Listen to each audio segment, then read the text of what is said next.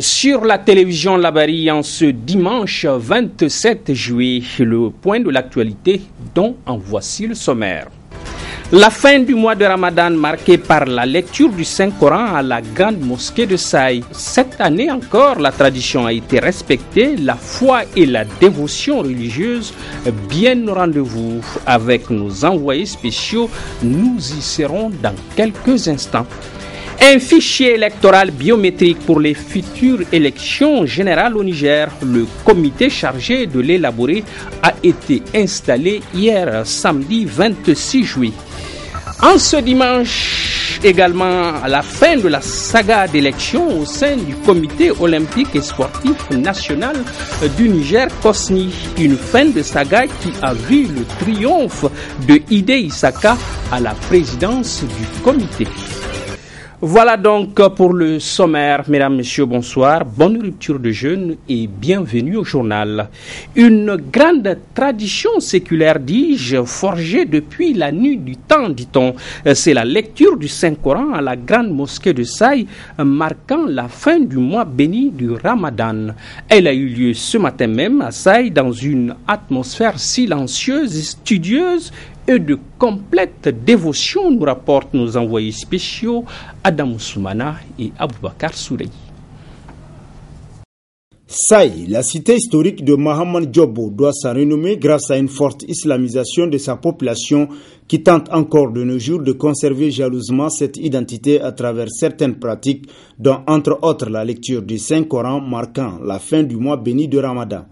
Une tradition qui remonte à l'origine même de la cité et qui, pour le dernier jour de Ramadan, débute au légendaire quartier de Zorangaï pour s'achever à la grande mosquée, donnant ainsi l'impression qu'il s'agit de deux cérémonies distinctes. En fait, c'est dans un seul lieu. C'est parce qu'il y a la moitié du village qui se réunissent dans le quartier Zorangaï. Les marabouts font la lecture du Coran jusqu'à un certain niveau. Ensuite, ils viennent ici où on les attend. Pour terminer pour les dernières sourates du Coran. Littéralement traduit du germain Tirazumando, consiste à la consécration du travail d'exégèse que se fait tout le long du mois dans plusieurs quartiers de Saï. Donc aujourd'hui, au dernier jour du Ramadan, les marabouts des différents quartiers et des villages environnants se réunissent à la grande mosquée de Saï pour lire ensemble les dernières sourates et faire des douas, des invocations pour Saï et pour la Oumma islamique, pour le Niger et pour tout le monde. Ce qui a fait la réputation de Saï tient surtout à la personnalité du fondateur de Saï, qui est le saint Alpha Mahaman Aboubakar Salihou, plus connu sous le nom de Mahaman Diobbo. La tradition raconte que par piété, même quand la chèvre dont il se nourrit du lait coupe sa corde et entrait dans la maison des voisins, il se privait d'en boire le lait pendant 3 jours. Une façon singulière de dire au revoir au Ramadan en priant Allah subhanahu wa ta'ala d'accepter toutes nos bonnes œuvres et gratifier le Niger d'un hivernage fécond, d'une paix et d'une stabilité. Des prières qui sont allées droit au cœur des autorités politiques, administratives, coutumières et d'autres personnalités venues honorer de leur présence cette cérémonie. Je crois que c'est une très bonne chose. L'ensemble des ressortissants de la région sont là présents à la fin de ce mois béni de Ramadan pour implorer Dieu le Tout-Puissant pour qu'il descende un hivernage fécond sur notre pays, pour que la paix et la quiétude sociale règnent dans notre pays. Et je crois que l'ensemble des musulmans de la région de Tillabéri ont à différents endroits procédé à ces prières et à ces fatias collectives au niveau de la région. Ce rendez-vous religieux se veut également un moment par excellence de retrouvailles entre les filles et fils de différents villages de Saï et ses ressortissants résidant hors de la dite cité religieuse, mais aussi et surtout un moment de recueillement sur les tombes de quelques dignes fils du terroir qui ont fait sa renommée tant sur le plan national qu'au-delà des frontières nationales. Il s'agit entre autres de Alpha Bero Soumaïla et sa progéniture Cheikh Omar Ismaël, le défunt président de l'Association islamique du Niger. Paix à leur âme. Les idées, les structures et leurs cadres opérationnels se mettent petit à petit en place pour la confection d'un fichier électoral biométrique à l'occasion des futures élections générales au Niger. Hier samedi 26 juillet, en effet, le comité chargé d'élaborer ce fichier a été installé, nous apprennent Abdulrazak Idrissa et Sadou Doumi. Ils sont installés ce 26 juillet, mais pour véritablement commencer le travail, ils vont devoir attendre que les 4 membres du bureau prêtent serment sur le livre saint de leur confession devant la Cour constitutionnelle. Pour l'instant, pas de date pour cet autre cérémonial, mais ils peuvent s'assurer d'une chose, la disponibilité du gouvernement à les mettre dans les meilleures conditions pour assumer la tâche. Le gouvernement prendra toutes les dispositions pour créer les conditions optimales vous permettant de remplir votre mission. La chaîne des acteurs impliqués dans la confection, dans l'élaboration du fichier biométrique sera pour se faire compléter dans un bref délai. Il s'agit du Conseil national du fichier biométrique et du recrutement du secrétaire général permanent de la CENI ainsi que de son adjoint. Pour arriver à cette étape, un travail laborieux a été fait par le ministère en charge des questions électorales qui se désengage ainsi et le ministre assure que ça a été participatif mais surtout consensuel. C'est le début de notre désengagement de la préparation des élections comme les lois électorales l'ont prévu. La confection du fichier électoral biométrique sera faite de pair avec la confection d'un fichier classique pour ne pas être pris de court par rapport aux élections prochaines. Ça, c'est le premier point que je voudrais bien indiquer. Et le deuxième point, c'est les délais. En tout cas, au niveau des premières simulations que nous avons faites au niveau du ministère de l'Intérieur, c'est que nous pensons qu'il est encore possible, et c'est ça notre souhait, de finir ce fichier et de le rendre au 15 septembre 2015. Mi-septembre, ou plus tard, en tout cas, fin septembre 2015. Voilà le souhait, voilà la responsabilité. Donc les délais, c'est extrêmement important. Il faut nécessairement y tenir. Le comité fichier électoral biométrique regroupe une 40aine de membres représentant les partis politiques, les structures étatiques concernées par les questions électorales et les organisations féminines et de la société civile œuvrant pour la promotion des droits de l'homme et de la démocratie. Avant la fin du mois de septembre 2015, ils doivent établir le tout premier fichier électoral biométrique du Niger. Lourde tâche, surtout qu'il est prévu d'intégrer dans ce fichier les Nigériens en âge de voter vivant à l'extérieur du pays. À 37,01%, c'est le taux de réussite de l'accession 2014 du bac au Niger. L'annonce en a été faite vendredi dernier, souvenez-vous. Aujourd'hui, notre reporter Michel Didji a pris le même taux pour un travail méticuleux d'analyse dont il nous livre les résultats. Suivons-le.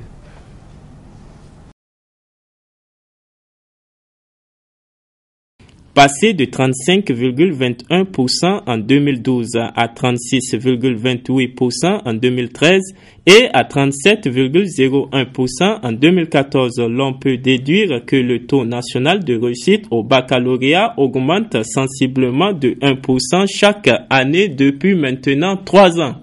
Un taux qui peut paraître réconfortant pour ceux qui se rappellent encore des années où l'obtention de ce fameux diplôme constituait un procès difficile, voire utopique pour bon nombre d'élèves. Tant le bac faisait penser à un mystère que seuls les plus studieux, courageux et déterminés arrivaient à décrocher, parfois même après avoir épuisé plusieurs échéances. Même si l'on peut admettre, comme le chef du service des examens du baccalauréat, que cette amélioration progressive du taux officiel de réussite reflète les performances de notre système éducatif, il y a lieu de comprendre que c'est un taux qui est cependant toujours loin d'être satisfaisant. Ces résultats sont moins que médiocres, parce que médiocre, c'est 40%. Médiocre. Or, nous avons eu 37,01%. Donc, on peut dire quand même que ces résultats-là sont médiocres, sinon c'est mal. Donc, ces résultats ne sont pas du tout satisfaisants. Parce que sous d'autres cieux, j'ai suivi les résultats du baccalauréat en France. c'est les académies qui ont les résultats les moins bons qui font 75%. Donc vraiment, il faut que l'opinion sache qu'il y a des grilles d'appréciation. Ces résultats sont médiocres. Pour le syndicat national des enseignants du secondaire, ce taux national de réussite reste donc toujours inquiétant et devrait même sérieusement préoccuper les autorités en charge de l'éducation. Les hommes politiques au pouvoir, ils ne veulent pas qu'on parle de l'instabilité. Mais aucun système ne peut être performant s'il est instable. Or, au niveau du public, pour les raisons que tout le monde connaît bien, notre système est instable. Vous avez, pour des raisons de revendication corporatiste, des arrêts de travail, tantôt du fait des élèves, tantôt du fait des enseignants. Et on n'a pas le temps de finir le programme à temps, bien exercer nos élèves pour qu'ils aillent à ces examens. Parce que l'exécution d'un programme, c'est une chose, mais l'assimilation, parce que si on a prévu 9 mois pour une année scolaire, c'est pour tenir compte de tous ces éléments-là. Premier diplôme universitaire, le bac a la réputation d'être un diplôme international qui sanctionne la fin des études du secondaire. Il reste et demeure par ailleurs le seul diplôme requis qui donne accès à l'enseignement supérieur dans les normes académiques classiques. Énième dimanche de salubrité pour l'infatigable groupement des jeunes Niala de Yantala. En cette veille de fête, c'est à la grande mosquée de Yantala que le groupement s'est rendu pour y apporter salubrité et hygiène. Michel Djedji et Sadou Doumi l'ont suivi dans cette démarche de bienfaisance. Suivons-les.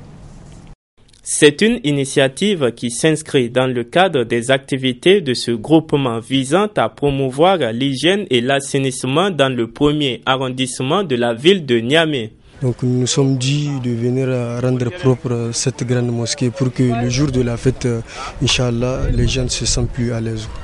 Un geste salutaire soutenu par les anciens. Du point de vue religieux, c'est vraiment aubaine pour les musulmans.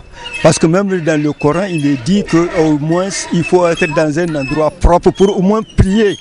Il faut être dans un endroit propre. Créé il y a presque un an, le groupement des jeunes Niala s'est fixé pour objectif de mener des actions citoyennes visant à soutenir l'ambitieux projet Niamey-Niala. Voyons à présent le compte-rendu de ce soutien de taille et fort opportun des structures membres du réseau ouest-africain pour l'édification de la paix en Afrique de l'Ouest, WANEP Niger, à la présidente du conseil d'administration. Il fait suite, selon elle, les structures s'entendent à ces accusations non fondées du nouveau coordonnateur du réseau. Voyons cela. À l'issue de la réunion extraordinaire des structures membres de WANEP Niger tenue le 6 juillet dernier, une réunion à laquelle 3 points étaient inscrits à son ordre du jour, à savoir entre autres la soumission de la demande de démission de la présidente du conseil d'administration de WANEP Niger. La réunion a fait ressortir les efforts fournis à travers toutes ces péripéties par la présidente du conseil d'administration de WANEP Niger, Madame Halima Amadou. Pendant toutes ces années, la réunion a loué son abnégation et les sacrifices qu'elle a consentis pour que WANEP Niger continue de bien fonctionner. Le représentant de l'AREN a relevé que les structures membres doivent s'en tenir au respect des textes qu'elles se sont donnés, car tous les problèmes que nous vivons au plan national proviennent de l'extérieur. Or, le contrôle de l'exécutif des programmes doit être fait à travers le conseil d'administration. Le club UNESCO de l'université Abdou de Niamey est la seule structure qui a retenu la proposition de démission de la présidente du conseil d'administration. Le même représentant du club UNESCO a fait remarquer qu'il n'y a de réunion que lorsqu'il y a un problème. Cette accusation s'est avérée infondée par le registre de réunion du conseil d'administration en fait foi. Les structures qui ont élu la présidente en juin 2013 ont formulé des recommandations. Concernant la signature des chèques, la réunion a proposé que les chèques soient co-signés par la présidente du conseil d'administration, le coordinateur et la trésorière. La réunion a recommandé l'augmentation des membres du conseil d'administration pour permettre de prendre des décisions concrètes sans avoir à gérer des problèmes de quorum pour valider ces réunions, ces décisions du monde, pour valider ces décisions. Elle a recommandé de doter WANEP Niger d'un manuel de procédure de gestion administrative et comptable. La réunion a recommandé d'interpeller WANEP régional pour le respect de nos textes nationaux sur la base desquels l'État du Niger a reconnu officiellement WANEP Niger et a décidé de prendre des mesures provisoires en attendant de trouver des solutions définitives. Ainsi, les structures membres de WANEP Niger ainsi que les autres structures apportent leur soutien à la présidente du conseil d'administration de WANEP Niger. En ce mois béni du Ramadan, l'actualité religieuse nous rattrape dans ce journal avec une série de cérémonies de remise de prix aux lauréats de concours de lecture du Saint-Coran, les Moussabaka. Voyons en premier la dite cérémonie au groupe de presse Ténéré dans un compte-rendu de Youssouf Omar et Halidou Bourema.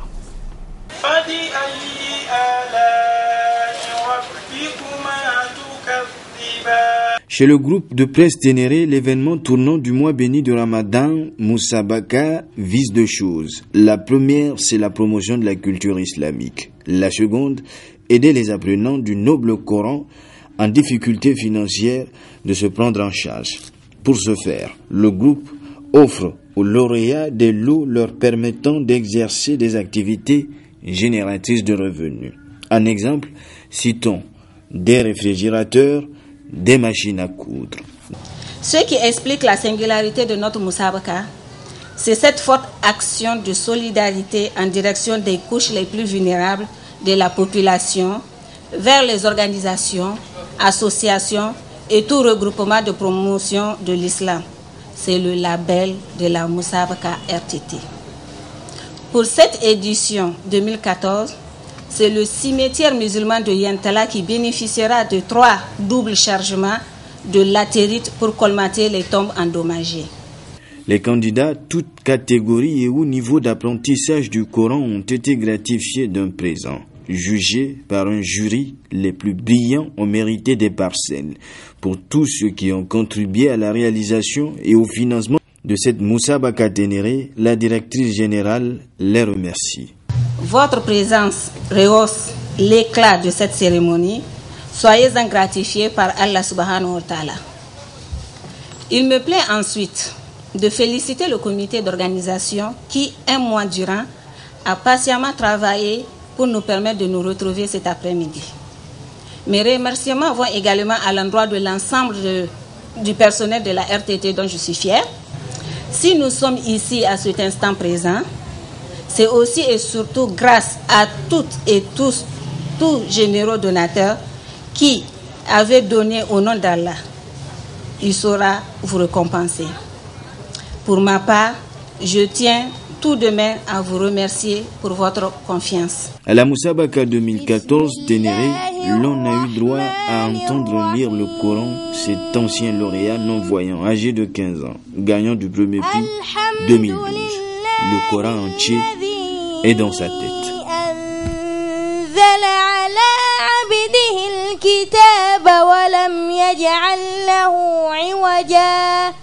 Le groupe de presse Niger 24 n'est pas en reste. Il a comblé de joie et de prix les lauréats de son concours de lecture de Saint-Coran.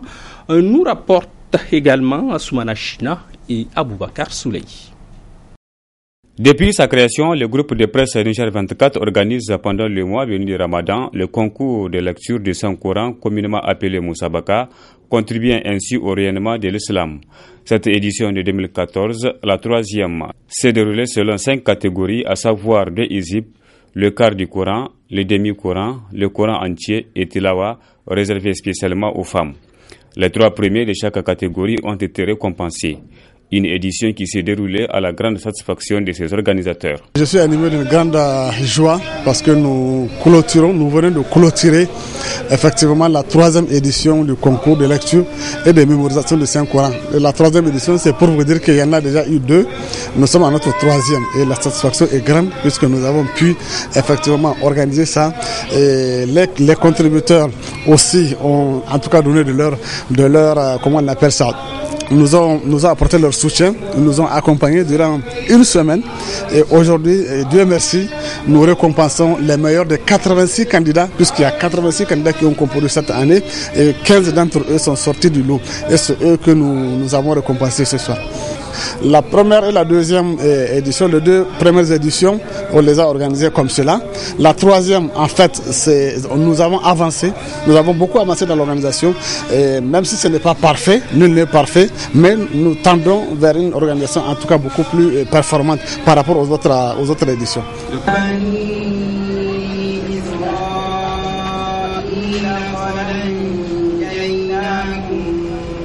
Le Grand Prix a été remporté par le premier de la catégorie Coran entier. Il s'agit de Issa Sanoussi qui a reçu une moto plus divers autres lots.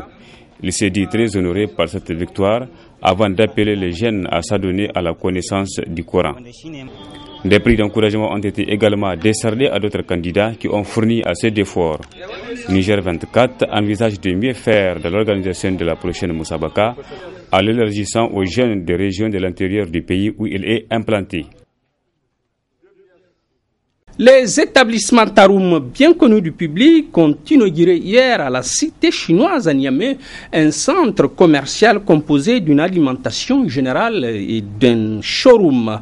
À l'occasion, plusieurs invités ont été conviés et des journalistes sollicités pour donner de l'éclat à l'événement.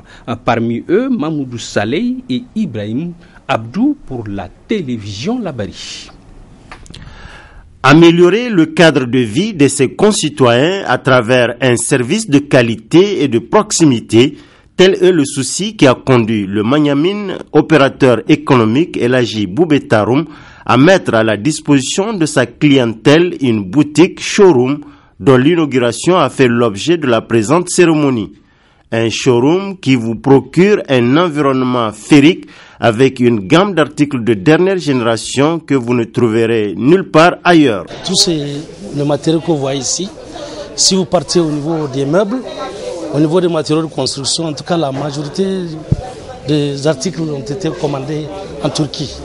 En tout cas, c'est du matériel très standard, en tout cas, et à bon marché aussi. À la portée des Nigériens quand même. Tout ce qu'on vend là-bas, les salons, les chaises, les bureaux, tout ça, c'est à la portée. Partout où vous partez, c'est les mêmes articles que vous trouvez dans les bureaux, dans les maisons, un peu partout. En tout cas, je leur demande de venir ici aux établissements Taroum. Les établissements Taroum, c'est d'abord un centre commercial. Un centre commercial parce qu'il y a l'alimentation générale, il y a le magasin des meubles et il y a les matériaux de construction. Si vous continuez de l'autre côté, il y a un gros magasin qui est plein de matériel. Donc, tout pour la maison, c'est les établissements Taroum. Pour joindre l'utile à l'agréable, les établissements Taroum inaugurent également pour vous une alimentation générale avec des produits votre équilibre alimentaire et autres usages. Le tout à des prix défiant toute concurrence. Une visite guidée des 2 boutiques a permis à l'assistance de découvrir ces merveilles avec clé en main, un cadeau surprise à l'heureux gagnant d'un tirage au sort parmi les visiteurs. Un gagnant qui, au-delà du fait que la chance lui soit sourie à cette occasion, loue l'avènement d'une telle initiative.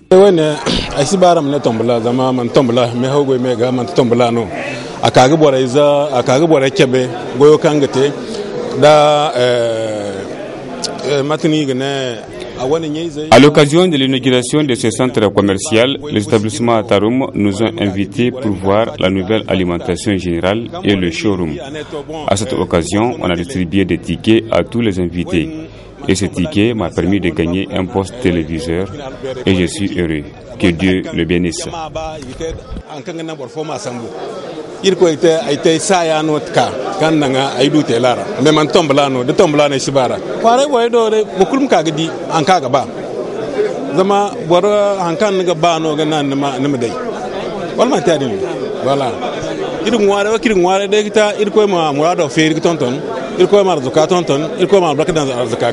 Population de Niamey et ses environs. Tout ce dont vous rêvez jadis sont désormais à la portée de vos mains grâce aux établissements Tarum.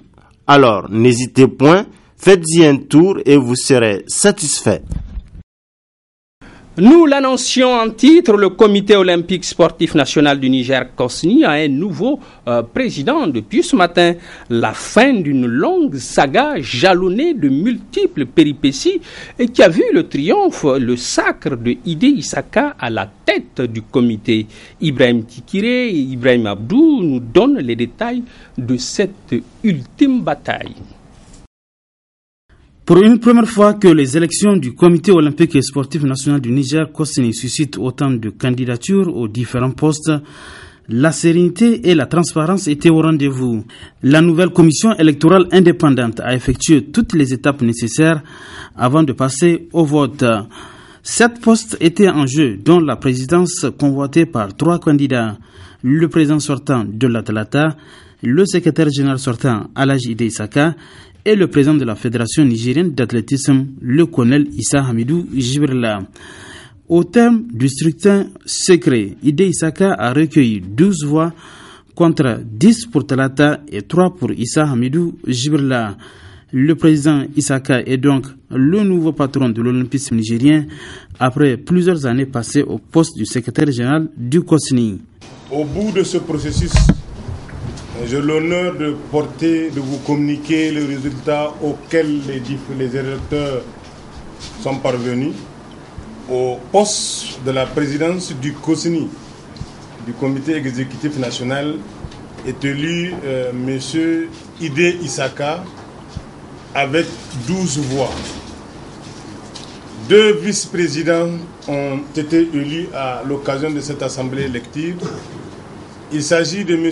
Hima Djibrila Mohamedou et Ibrahim Moussa. En installant le nouveau bureau du conseil exécutif du COSNI, le ministre de la Jeunesse et des Sports a d'abord félicité les nouveaux membres, puis leur a prodigué des conseils qui se résument à cultiver l'unité et la cohésion au sein du mouvement olympique nigérien. Nous voilà au moment solennel. Solennel de l'installation officielle du bureau élu par votre Assemblée générale. Monsieur le Président, recevez toutes mes félicitations et celui par ma voix de l'ensemble du mouvement sportif nigérien pour vous avoir porté à la tête du mouvement sportif. Je n'ai pas de doute quand je regarde autour de cette table les personnalités que vous avez choisies de manière démocratique. Je n'ai pas de doute que l'appel lancé sera entendu et surtout sera suivi d'effet. Le vent de l'alternance a soufflé dans le mouvement olympique nigérien et c'est un dirigeant avisé, doté d'un carnet d'adresses internationales très riche, qui dirigera la barque COSNI. Je voudrais sincèrement vous remercier de la confiance que vous venez de manifester, pas simplement à moi, mais à l'ensemble de ce bureau qui m'entoure, et que je peux vous affirmer, ce fera le plaisir et l'honneur de vous rendre dans les jours à venir cette confiance. Réunifier le mouvement olympique nigérien et le rendre plus performant, voilà une des missions qui attendent l'équipe de Ide Isaka, une équipe composée de dirigeants dont l'objectif premier est de donner une nouvelle image au comité olympique et sportif national nigérien. Fin de ce journal, merci à vous tous de nous suivre et excellente fin de soirée à notre compagnie. Au revoir.